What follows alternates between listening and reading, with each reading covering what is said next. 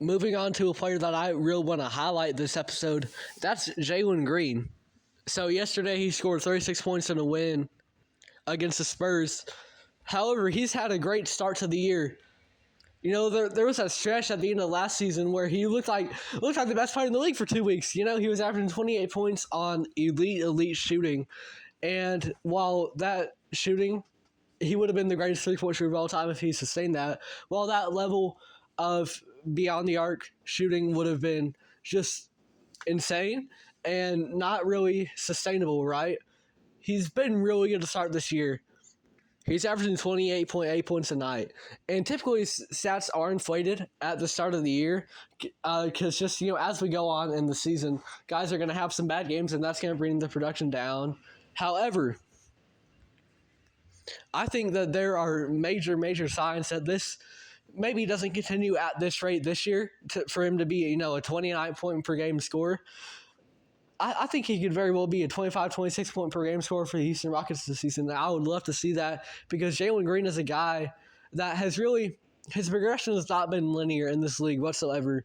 Especially after All-Star breaks, he seems to really kick things into high gear in the second half of seasons and then just not really continue with that momentum.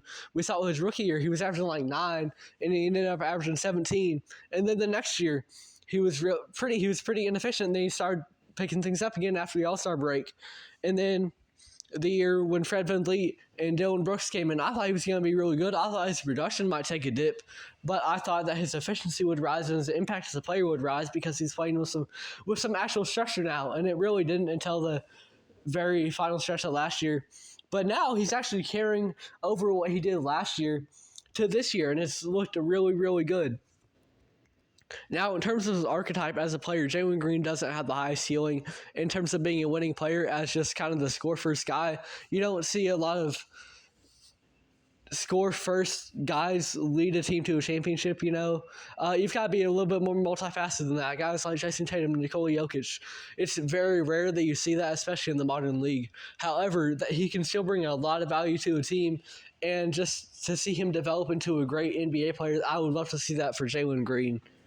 He's had a great start to this season, and he's a guy that I've been real high on. I thought has had a lot of potential, but he hasn't really tapped into it yet, and it looks like he is to start this year.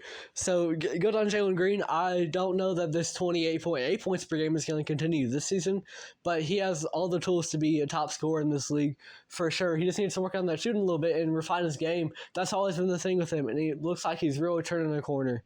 And that contract, I think he could very well, if he continues to play, he could very well opt out of that player option in the third year and get a max with the Rockets. And they were smart for re-signing him on a smaller contract as they did. I think that that's really going to pay off for Houston. And Jalen Green is going to become a great NBA player. And I think the start of the season is just an amazing sign of that, really him blossoming and coming to his own as a player.